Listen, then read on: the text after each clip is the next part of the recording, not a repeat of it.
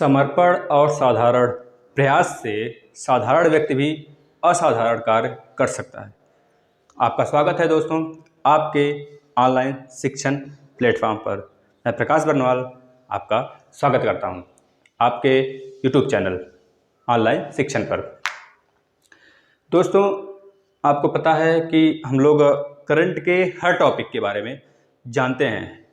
यहाँ पे वैसे तो आपका करंट का बिल्कुल सुबह 7 बजे करंट का वीडियो आता है एक, लेकिन हम लोग उसके बावजूद भी जो मोस्ट अफोर्डेबल होते हैं, जहाँ से क्वेश्चन आने के ज़्यादा चांस होते हैं, मोस्ट प्रोबेबिलिटी होती है जहाँ से क्वेश्चन आने की, वहाँ से हम लोग उस टॉपिक को उठाते हैं, पूरा का पूरा ख़त्म कर देते हैं। जैसे कि आप लोग जाएंगे प्ले लिस्ट में, वहाँ से युद्ध अभ्यास, इंडेक्सेस रैंकिंग और बाकी जितने भी आपके संगठन हैं, राम जन्मभूमि, आर्टिकल 370, चाइना का विवाद भारत से जो था, साउथ चाइना विवाद, मतलब सब कुछ पढ़ेंगे। आज उसी की ओर अग्रसर होते हुए हम लोग ने एक टॉपिक लिया हुआ है जिसमें कि हम लोग जानेंगे महत्वपूर्ण नियुक्तियां 2020 में कितनी हुई हैं। लगभग 30-35 के बारे में हम लोग देखेंगे, 30 के बारे में लगभग देखा जाएगा और यहाँ पे उसके बारे में डिटेल में भी पढ़ा जाएगा। थोड़ा बहुत उसके बारे में जीके के थ्रू पढ़ेंगे और उसको आप लोग नोट करते हुए चलेंगे। हम यहाँ पे सबका नाम लिखे हुए हैं, करीब 22 का, और बाकी बोलेंगे, आप लोग नोट करिएगा और इसके बारे में थोड़ा थोड़ा जीके भी पढ़ते चलेंगे, जिससे कि हम लोग का कुछ चीज़ें क्लियर होते चलें। ठीक है ना दोस्तों, चलिए स्टार्ट करते हैं। पहला क्या है, नेशनल स्कूल ऑफ ड्रामा। देखिए, नेशनल स्कूल ऑफ ड्रामा का नया अध्यक्ष कौन बना है, आप लोग को पता होगा। आप लोग बहुत ज़्यादा उनकी मूवी देख रहे होंगे, या फिर इसमें बहुत सारी मूवियाँ उनकी पड़ी हुई हैं, आप लोग देख सकते हैं। नेशनल स्कूल ऑफ ड्रामा का नया अध्यक्ष जो कि विलन का रोल करते थे, हिंट लगाइए, परेश रावल, जो कि उसमें भी आपके खेल भागम भाग खेल जो है उसमें भी शायद हैं, जिसमें अक्षय कुमार और उसमें शेट्टी ने किया हुआ है परेश रावल के साथ। उसमें कचरा सेठ का रोल किए थे वो। तो नेशनल स्कूल ऑफ ड्रामा के नए अध्यक्ष तो बताएंगे परेश रावल। कौन से दोस्त? परेश रावल जी हैं, श्री परेश रावल, इसको याद रखेंगे। जो नेशनल स्कूल ऑफ ड्रामा में एक अवार्ड भी दिया जाता है दोस्तों। जो नेशनल अवार्ड हुए उसको 1993 में उसकी स्थापना हुई थी, अभी याद रखेंगे। और जो यहाँ पे देख रहे हैं नेशनल स्कूल ऑफ ड्रामा, यहाँ से बड़े बड़े सेलिब्रिटी एक्टिंग सीखने जाते हैं, उनके बच्चे सीखने जाते हैं और वहाँ से अच्छे खासे एक्टर बन के निकलते हैं। ठीक है ना, चलिए नेक्स्ट की बात कर लेते हैं। पीटीआई के नए चेयरमैन। पीटीआई का full form press trust of India. क्या पीटीआई का फुल फॉर्म पूछा जा सकता है? प्रेस ट्रस्ट ऑफ इंडिया, इस तरह पूछा जा सकता है। पीटीआई दे देगा, उसमें टी का मतलब क्या होगा तो बता देंगे ट्रस्ट। ठीक है, इस तरह पूछा जा सकता है, तो याद रखेंगे पीटीआई का full form press trust of India के नए चेयरमैन कौन है इस समय, तो बता दें, अभी फिलहाल में बने हैं दोस्तों, इनको याद रखेंगे। आविक सरकार। क्या नाम है? आविक सरकार। क्या नाम है? आविक सरकार। ठीक है ना दोस्तों, आविक सरकार, इसको आप लोग याद करेंगे, कॉपी पे नोट करते हुए चलेंगे दोस्तों। इसके बाद नेक्स्ट देख लेते हैं। अगस्त 2020 में UPSC, union public service of आपको पता होगा, यहाँ के बच्चे यूपीएससी के लिए बच्चे लगभग हर साल उतावले होते हैं। जो 12 पास होते हैं तो उनको मन में ये आ जाती हैं कि हम लोग आईएएस की तैयारी करेंगे। यूपीएससी सर्विस सेक्टर आपको पता होगा, यूनियन पब्लिक सर्विस सेक्टर। तो अगस्त 2020 में यूपीएससी के चेयरमैन कौन बनाए गए, कौन नियुक्त किए गए, तो आप बताएंगे प्रदीप कुमार जोशी को बनाया गया। यह एक संवैधानिक पद है दोस्तों जो हमारा यूपीएससी है। यह आर्टिकल नंबर 315 में इसकी बात की गई है। आप लोग याद रखेंगे कि पूछ लिया जाता है कभी काल के, कि बहुत ज़्यादा पूछा जाता है दोस्तों। कॉन्स्टिट्यूशन का वीडियो हम स्टार्ट किए हुए हैं, उसमें पढ़ाएंगे सारी भी चीज़ें, तो फिर भी आप यहाँ पे जान लीजिए थोड़ा सा। आर्टिकल नंबर 315 में यूपीएससी की बातें की गई है। क्वेश्चन ऐसे बन जाते हैं कि क्या यूपीएससी संवैधानिक बॉडी है, उसमें 4 ऑप्शन रहेंगे। ठीक है, तो आप बता देंगे हाँ संवैधानिक बॉडी है यूपीएससी। या फिर इस तरह पूछ लेगा कि कौन सा संवैधानिक बॉडी है, तो उसमें यूपीएससी भी दिया रहेगा और बाकी जो दिए रहेंगे नहीं होंगे। या फिर इस तरह पूछ लेगा कौन सा इसमें से संवैधानिक बॉडी नहीं है, तो यूपीएससी होगा, नीति होगा, आपका जो क्या बोलते वित्त आयोग होगा, ये सारी चीज़ें होंगी, इसमें से एक नहीं होगा। आप उसको नोट डाउन करेंगे। पढ़ाएंगे हम वहाँ पे डिटेल में। तो आप लोग याद रखेंगे, प्रदीप कुमार जोशी को नया चेयरमैन बनाया गया यूपीएससी का। किसको? प्रदीप कुमार जोशी, प्रदीप कुमार जोशी, इसको आप लोग नोट करेंगे कॉपी पे, ठीक है ना। चलिए, जगह कम रहने के कारण हम थोड़ा सा इरेज करते हुए चलेंगे, आप लोग नोट करते चलिए इसको, ठीक है ना। आप लोग नोट कर लिए होंगे, यहाँ तक के 3 हो गए। चलिए नेक्स्ट देख लेते हैं। डेमोक्रेटिक पार्टी के लिए अमेरिकी उपराष्ट्रपति के उम्मीदवार के रूप में नामित किया गया है। ये इंपॉर्टेंट इसलिए हो जाता है दोस्तों क्योंकि एक भारतीय व्यक्ति को यहाँ पे नामित किया गया है। डेमोक्रेटिक पार्टी जो यूएसए का है उसके लिए अमेरिकी उपराष्ट्रपति के उम्मीदवार पद के लिए नामित किया गया है। क्योंकि यह भारतीय हैं इस वजह से मोस्ट इंपॉर्टेंट हो जाता है। इनका नाम याद रखेंगे, कमला हैरिस। क्या नाम है? कमला हैरिस, कमला हैरिस, नोट करिए आप इसको। नेक्स्ट देखते हैं, ई बाई गो के नए ब्रांड एम्बेसडर। ई बाई गो के मतलब कि किस भारतीय क्रिकेटर को, ऐसे पूछा जा सकता है, किस भारतीय क्रिकेटर को ई बाई गो का नया ब्रांड एम्बेसडर नियुक्त किया गया है 2020 में। ठीक है, यह एक इलेक्ट्रिक व्हीकल कंपनी है, आप लोग ध्यान रखेंगे। तो याद रखेंगे हरभजन सिंह जो पंजाबी लगते हैं, ठीक है दोस्तों। तो याद रखेंगे हरभजन सिंह को नियुक्त किया गया है, नोट डाउन कर लीजिए, हरभजन सिंह।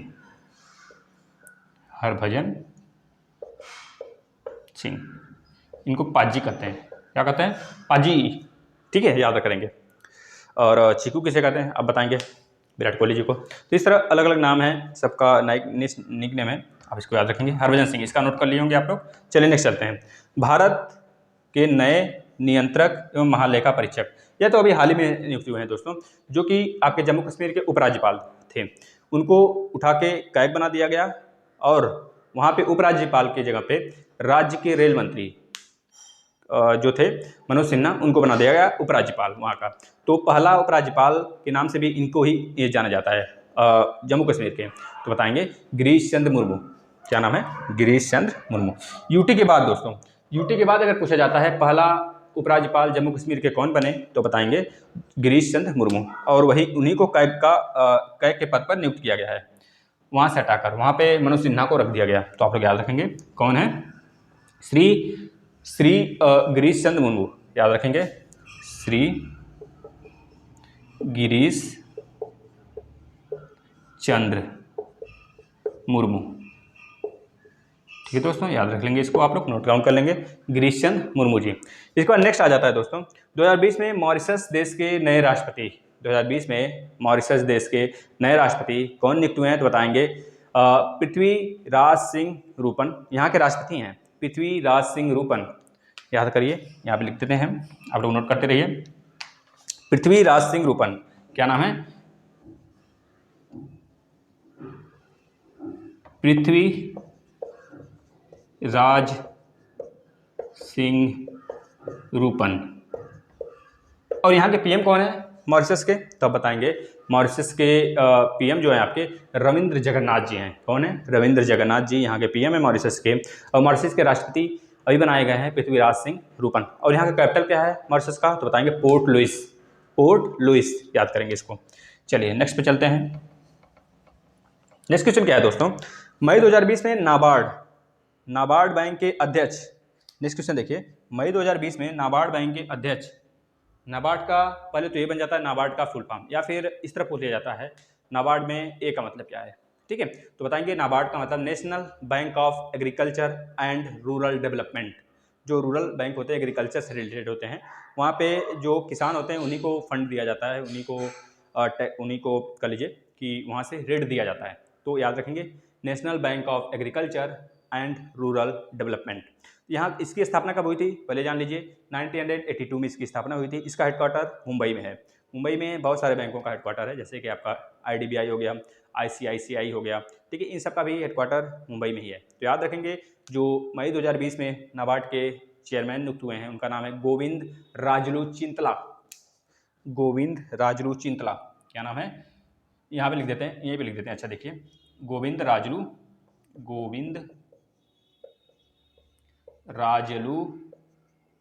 चिंतला। क्या नाम है दोस्तों? चिंतला, याद रखेंगे, गोविंद राजलू चिंतला नाम है। इसके बाद नेक्स्ट आ जाता है आपके देश का पहला चीफ ऑफ डिफेंस स्टाफ। यहाँ से हम आपको 3 क्वेश्चन और बताने वाले हैं, आप लोग नोट करिएगा। देश का पहला चीफ ऑफ डिफेंस स्टाफ किसको नियुक्त किया गया है? चीफ ऑफ डिफेंस स्टाफ पहली बार इसका ये पूछा जाता है क्योंकि 2019 में इसका ये पद का सृजन किया गया है। तो यह मोस्ट इंपॉर्टेंट क्वेश्चन हो जाता है क्योंकि अभी 2020 में कोई एग्जाम्स नहीं हुए हैं तो पूछा जाएगा आपसे। तो बताएंगे जो डिफेंस स्टाफ हैं बिपिन रावत को नियुक्त किया गया है। बिपिन रावत, याद करिए क्या नाम है? बिपिन रावत। बिपिन रावत, बिपिन रावत को क्या नियुक्त किया गया है? तो बताएंगे देश का पहला चीफ ऑफ डिफेंस स्टाफ। अच्छा दोस्तों ये बताइए वायुसेना के अध्यक्ष इस समय कौन है? तो बताएंगे राकेश कुमार भदौरिया। राकेश कुमार भदौरिया। ये किसके जगह पे आए हैं दोस्तों? तो ये बता देंगे किसके जगह पे आए हैं? बीरेंद्र सिंह रावत के जगह पे आए हैं। बीरेंद्र सिंह रावत के जगह पे 30 सितंबर 2020 में 30 सितंबर 2019 में इनकी नियुक्ति हुई है, राकेश सिंह भदौरिया की। आप याद करेंगे इनको किसके जगह पे हुई है? तो बता देंगे बिपिन सिंह रावत के जगह पे हुई है। बीरेंद्र सिंह रावत नहीं, बीरेंद्र सिंह धनोआ के जगह पे इनका नियुक्त हुआ है, तो याद रखेंगे। इसके बाद अगर पूछा जाता है थल सेना के अध्यक्ष कौन इस समय? थल सेना के अध्यक्ष तो बता देंगे थल सेना के अध्यक्ष मनोज मुकुंद नरवाने। मनोज मुकुंद नरवाने जी हैं। ये किसके जगह पे आए हैं? तो बता देंगे ये किसके जगह पे आए हैं? तो बता देंगे आप बिपिन रावत की जगह पे आए हैं दोस्तों। बिपिन रावत की जगह पे आए हैं। बिपिन रावत की जगह पे आए हैं, तो याद रखेंगे मनोज मुकुंद नरवाने आपके थल सेना के अध्यक्ष हैं। यह बिपिन रावत की जगह पे आए हैं। इसके बाद आ जाता है आपका नेवी, मतलब कि नौसेना अध्यक्ष। नौसेना अध्यक्ष इसमें कौन है? तो बताएंगे आप नौसेना अध्यक्ष हैं करमवीर सिंह। आप टिक से भी याद कर सकते हैं। नौसेना में जाना बहुत बड़ी बहादुरी की बात है, तो करमवीर सिंह नौसेना में है। इस तरह अगर पूछा जाता है राकेश सिंह भदौरिया वायुसेना के अध्यक्ष हैं। भदौरिया दोस्तों भदौरिया लास्ट में देखेंगे तो उड़िया करके आ रहा है, भदौरिया उड़िया। तो इस तरह ट्रिक बना सकते हैं आप बेतुके, कुछ अपने मन से बना लीजिए, कुछ अगर हम बताते हैं समझ में आता है तो उसको बना सकते हैं। वायुसेना के अध्यक्ष इसी तरह आपको बताया गया था मनोज मुकुंद नरवाने रन आ रहा लास्ट में रन। तो थल सेना में क्या होता है? दौड़ की लड़ाई की जाती है, जमीनों पर लड़ाई की जाती है। वायुसेना की तरह उड़ के नहीं और नौसेना की जगह तरह पानी में नहीं। तो मनोज मुकुंद नरवाने मतलब रन से याद कर लेंगे थल सेना के अध्यक्ष, है ना? इस तरह आप याद कर सकते हैं। चलिए नेक्स्ट देखते हैं एनएसजी भी बहुत ज़्यादा चर्चा में रहा है दोस्तों। आप लोग को पता होगा जो कंगना रनावत को भी कुछ हम लोग का जो सुरक्षा है उसको दिया गया है। जो भारत में 6-7 प्रकार की सुरक्षा होते हैं, X, Y plus, Z plus और एनएसजी नेशनल सिक्योरिटी गार्ड, जो कि वीआईपी लोगों को दिया जाता है। प्रधानमंत्री हो गए, राष्ट्रपति हो गए, आपके प्रधानमंत्री के घर वाले हो गए, उनके सहपाठी हो गए, उनके रिलेटिव हो गए, आपके सीएम हो गए, गवर्नर हो गए, इन लोग को दिया जाता है अधिकतर जेड प्लस और एनएसजी। अभी फिलहाल में जो कंगना रनावत को दिया गया है वो वाई प्लस दिया गया है, इसको आप लोग नोट करेंगे, ठीक है ना। चलिए एनएसजी के अध्यक्ष एनएसजी के अध्यक्ष इस समय कौन है? तो बताएंगे आप एनएसजी के अध्यक्ष इस समय देखा जाए दोस्तों तो कौन है? एनएसजी के अध्यक्ष आप बताएंगे, जो कि इसे एनएसजी को एक और चीज बोला जाता है, अर्धसैनिक बल के नाम से भी जाना जाता है, अर्धसैनिक बल के महानिदेशक। इसकी जो स्थापना हुई थी एनएसजी का अर्धसैनिक बल का, तो बताएंगे 1986 में हुआ था। कब हुआ था? 1986 में एनएसजी का स्थापना हुआ था, इसको याद रखेंगे। अब बोला जाता है कि इसका जो हेडक्वार्टर है एनएसजी का वो कहाँ पे है? तो बता देंगे आप कहाँ पे है? नई दिल्ली में। कहाँ पे दोस्तों? नई दिल्ली में। इसको नोट करेंगे, कहाँ पे?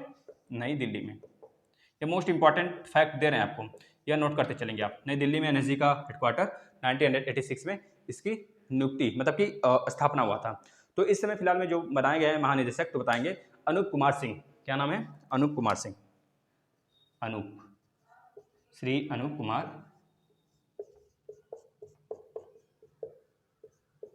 सिंह, ठीक है ना। चलते हैं फिर नेक्स्ट में। देखिए यहाँ से अब इसके बाद जो है मार्च 2020 में भारत का मुख्य चुनाव आयुक्त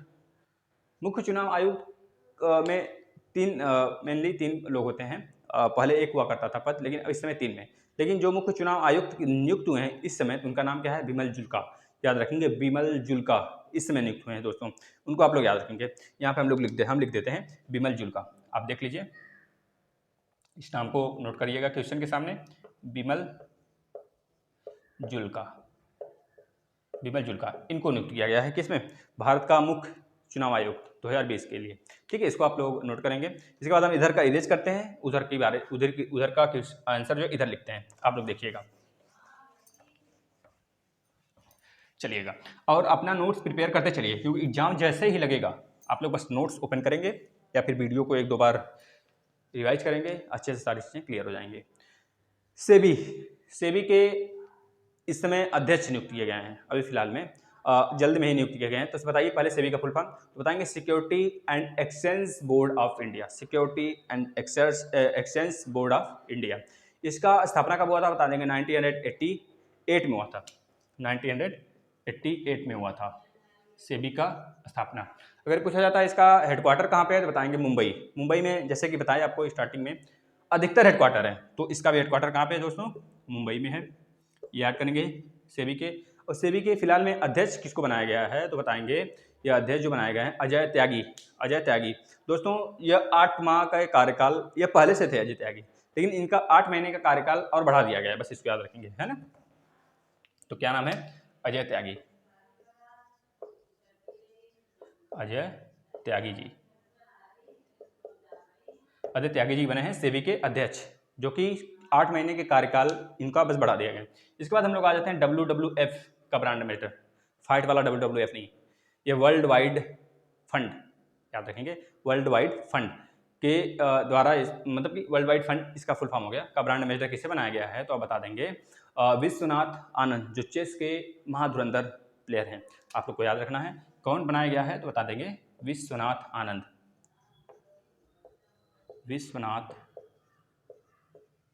आनंद, ये भारत के हैं दोस्तों, याद रखिएगा। फिर इसके बाद दोस्तों आ जाता है आपका जून 2020 में WTO में भारत का स्थायी प्रतिनिधि किसको नियुक्त किया गया है, तो WTO का मतलब हो गया वर्ल्ड ट्रेड ऑर्गेनाइजेशन, विश्व व्यापार संगठन। विश्व व्यापार संगठन में भारत का स्थायी प्रतिनिधित्व कौन करेगा, किसको नियुक्त किया गया 2020 के लिए, जून 2020 में नियुक्त किया गया है। यह शायद ये कह लीजिए कि हर साल नियुक्त होते हैं, हो सकता है अगर अच्छे प्रदर्शन हो इनकी तो उनका कार्यकाल बढ़ाया जा सकता है। तो आप याद रखेंगे ब्रिजेंद्र नवनीत। WTO का हेडक्वार्टर अगर पूछ लिया जाता है तो बता देंगे जेनेवा, जैसे इंटरनेशनल लेबर ऑर्गेनाइजेशन हो गया, इसका भी हेडक्वार्टर जेनेवा में है, आप लोग याद रखेंगे। एक होता है वर्ल्ड टूरिज्म ऑर्गेनाइजेशन, WTO से ही होता है। इसका जो कैपिटल है दोस्तों, इसका जो हेडक्वार्टर है कहाँ पे है बता देंगे पेरिस, फ्रांस में है, इसका याद रखेंगे। यह बहुत ज़्यादा देखा जाता है, दोनों में कन्फ्यूजन होती है। तो WTO का मतलब वर्ल्ड टूरिज्म और इसका हेडक्वार्टर फ्रांस में पेरिस में, और WTO का मतलब वर्ल्ड ट्रेड ऑर्गेनाइजेशन, इसका हेडक्वार्टर जिनेवा में, ILO का भी जिनेवा में, ठीक है, याद रखेंगे। तो बताएंगे इसके जो प्रतिनिधि हैं जो नियुक्त हुए उनका नाम क्या है, ब्रिजेंद्र नवनीत। क्या नाम है, ब्रिजेंद्र नवनीत। मोस्ट इंपॉर्टेंट डाल के इसको लिख लेंगे, क्योंकि यह WTO के विश्व व्यापार संगठन में अगर भारत का कोई नियुक्त होता है तो यह इंपॉर्टेंट बन जाता है दोस्तों। ये आप लोग लिखेंगे कॉपी पे, नोट करेंगे, यहाँ पे मोस्ट इंपॉर्टेंट इसके ऊपर डाल देंगे। इसके बाद आ जाता है क्यूबा के पीएम किसे नियुक्त किया गया है, क्यूबा मोस्ट इंपॉर्टेंट है, याद रखेंगे। पहले इसके बारे में देख लीजिए, फिर इसके बारे में कुछ फैक्ट बताते हैं। मैनुअल मरेरो, क्यूबा मरेरो जैसा लग रहा है तो बस याद कर लेंगे, क्या नाम है, मैनुअल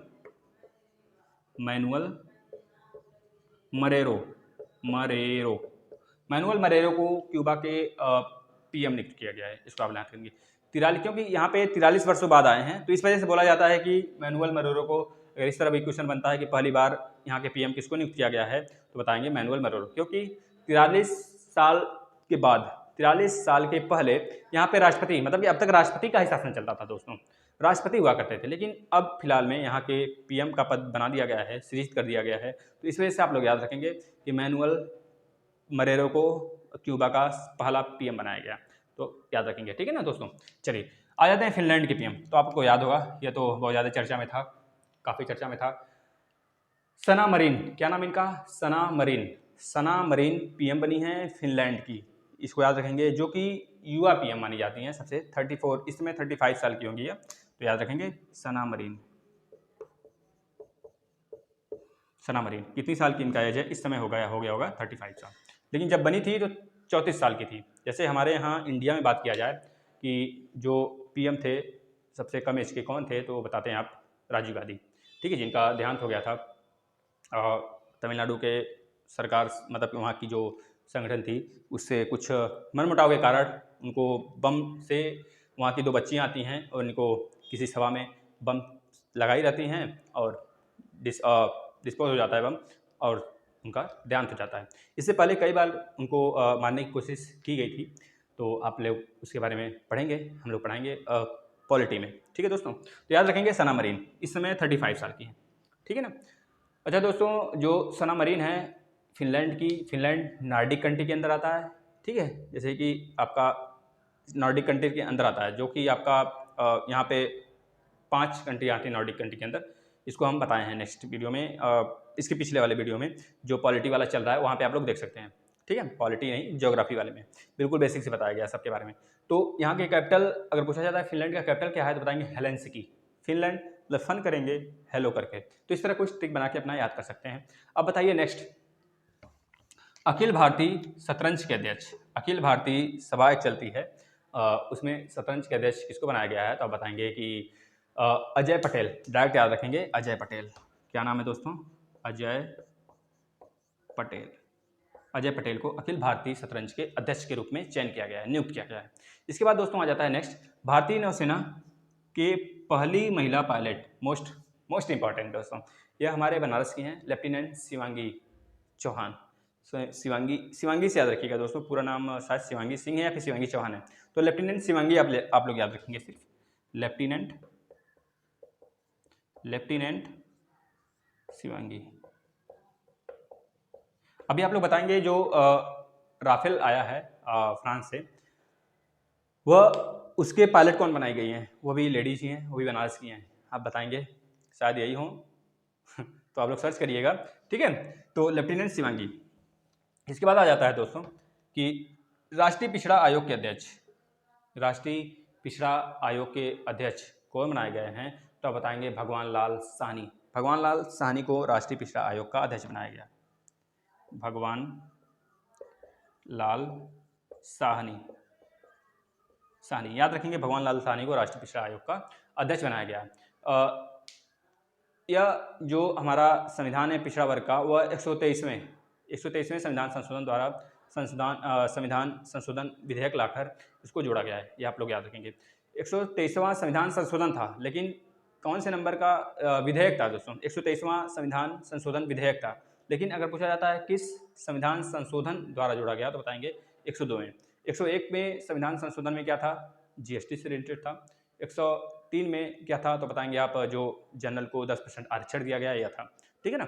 वह जो जनरल का आरक्षण वाली बात थी, 124वें नंबर का संविधान संशोधन अधिनियम था, लेकिन 103 में संविधान संशोधन हुआ, 103वें संविधान संशोधन द्वारा उसे हमारे आर्टिकल में, हमारे अनुच्छेद में जोड़ा गया 10% आरक्षण, ठीक है। इसी तरह यह जो पिछड़ा आयोग है, यह 123वां संविधान संशोधन अधिनियम है, लेकिन 102वें नंबर का संविधान संशोधन है, याद रखेंगे, दोनों में बहुत ज़्यादा अंतर है ना। इसके बाद आ जाता है सीबीएसई का फुल फॉर्म आप लोग लिख देंगे, हाँ, सब एक तो लिखिए कम से कम। सीबीएसई के अध्यक्ष इस समय कौन है, तो बताएंगे सीबीएसई के अध्यक्ष हैं मनोज आहूजा। कौन है? मनोज आहूजा को नियुक्त किया गया है 2020 में सीबीएसई के अध्यक्ष, ठीक है दोस्तों। इसके बाद आ जाता है आपका भारत के जो मुख्य सतर्क, पहले देख लीजिए इसको, प्रधानमंत्री के निजी सचिव, जो निजी सचिव हैं वो कौन है, उनका नाम क्या है, तो बताएंगे आप, हार्दिक सतीश चंद्र शाह। क्या नाम है? 21 नंबर का हार्दिक सतीश चंद्र शाह। शाह से जैसा आ गया, अमित शाह के बेटे जैसा, है ना। इनको बीसीसीआई का क्या नियुक्त किया गया है, तो आप बताइए बीसीसीआई का क्या नियुक्त किया गया है? हम बता दिए इतना। इसी तरह बीसीसीआई के जो इस समय अध्यक्ष हैं उनका नाम भी बताएंगे। बीसीसीआई की स्थापना कब हुई थी यह भी बताएंगे। चलिए बीसीसीआई की स्थापना कब हुई थी हम बता देते हैं 1928 में। इस तरह आईसीसी है, इंटरनेशनल क्रिकेट काउंसिल, जिसकी स्थापना 1909 में हुई थी।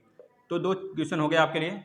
जय शाह को किस पद के लिए, मतलब कौन से पद दिया गया है बीसीसीआई में, और बीसीसीआई का अध्यक्ष कौन है इस समय फिलहाल में, ये बताइए आप लोग दोनों लोग, मतलब कि दोनों क्वेश्चन आप बताएंगे। इसके बाद दोस्तों आ जाता है भारत का मुख्य सतर्कता आयुक्त। भारत का मुख्य सतर्कता आयुक्त की स्थापना कब हुई, तो आप बताएंगे मुख्य सतर्कता आयुक्त का स्थापना 1964 में हुआ था। कब हुआ था? 1964 में हुआ था इस आयुक्त की स्थापना। लेकिन इस समय इसके देखा जाए तो कौन है मुख्य सतर्कता आयुक्त, तो बताएंगे आप सचिन संजय कोठारी। क्या नाम है? सचिन संजय कोठारी। सचिन संजय कोठारी। सचिन संजय कोठारी भारत के मुख्य सतर्कता आयुक्त हैं। ठीक है, इसको आप नोट करेंगे। इसके बाद कुछ चीज़ें हम लोग ऐसे पढ़ लेते हैं बोल के, बहुत सारे हैं दोस्तों और भी हैं, लेकिन हमको सब कुछ नहीं पढ़ना है, जो इंपॉर्टेंट है वही। अब बताइए कि भारत के समाचार और सूचना वेबसाइट जो स्पोर्ट्स अड्डा का ब्रांड एम्बेसडर किसे नियुक्त किया गया है? स्पोर्ट्स अड्डा, स्पोर्ट्स अड्डा का ब्रांड एम्बेसडर किसे नियुक्त किया गया है? तो आप बताएंगे भारत का जो हमारे भारत का समाचार और सूचना वेबसाइट है स्पोर्ट्स अड्डा, इसका ब्रांड में ब्रेटली, जो ऑस्ट्रेलिया के खिलाड़ी हैं ब्रेटली, उनको नियुक्त किया गया है ब्रांड एम्बेसडर। कौन से दोस्तों? ब्रेटली। इस समय आईपीएल भी आ रहा है, आईपीएल का स्पॉन्सर कौन सी कंपनी है बताएंगे? कौन सा है? ड्रीम 11 गेमिंग प्लेटफॉर्म कंपनी है, तो आप लोग उसको याद करिएगा। वह लगभग 222 करोड़ रुपए, 222 करोड़ रुपए इतना स्पेंड किए, इसको आप लोग नोट करेंगे। इतने में उसको स्पॉन्सर मिला हुआ है ना, ब्रेटली। तो याद हो गया ये चीज़। इसके बाद आ जाता है सीआरपीएफ के महानिदेशक, तो बताएंगे एपी माहेश्वरी। सीआरपीएफ की स्थापना कब हुई थी? सीआरपीएफ का, हाँ, बीएसएफ की स्थापना हुआ था ना दोस्तों। सीआरपीएफ का आप लोग बताइए, बीएसएफ का बताते हैं। बीएसएफ का 1965 में हुआ था, बॉर्डर सिक्योरिटी फोर्स। ठीक है, और सीआरपीएफ का आप लोग बताइए तो फटाक से। पुलवामा वाला हमला जो हुआ था उसमें भी सीआरपीएफ के जवान ही हमारे घायल हुए थे, तो आप लोग नोट करेंगे इसको। जो सीआरपीएफ के महानिदेशक हैं एपी माहेश्वरी, क्या नाम है? एपी माहेश्वरी। ठीक, इसको आप लोग कॉपी पे नोट करेंगे, मोस्ट इंपॉर्टेंट है।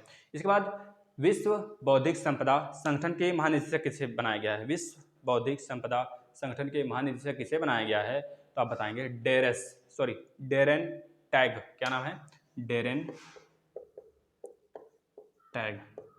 टैग। जो विश्व बौद्धिक संपदा संगठन है उसकी स्थापना 1967 में हुआ था। कब हुआ था? 1967 में हुआ था दोस्तों। इसका हेडक्वार्टर कहाँ पे? तो जिनेवा में है, यह भी याद रखेंगे। जिनेवा में बहुतों का हेडक्वार्टर है दोस्तों, आप लोग याद रखेंगे। जैसे यूरोपियन यूनियन और नाटो, इन दोनों का हेडक्वार्टर कहाँ पे? ब्रुसेल्स में है। यह संगठन की वीडियो में पूरा हम लोग पढ़े हुए हैं, लगभग 20 से 30 संगठन के बारे में हमने वीडियो बनाया है, आप लोग देखिए आके। इसके बाद दोस्तों एक और लास्ट है, अब बताएंगे कि मिखाइल मिशुस्तिन को किस देश का पीएम बनाया गया है? तो बता देंगे रूस के पीएम के तौर पे बनाया गया। रूस के इस समय राष्ट्रपति कौन है? तो बताएंगे व्लादिमीर पुतिन। रूस का कैपिटल क्या है? तो बताएंगे मॉस्को। रूस में सबसे बड़ी नदी कौन सी बहती है? तो बताएंगे वोल्गा रिवर।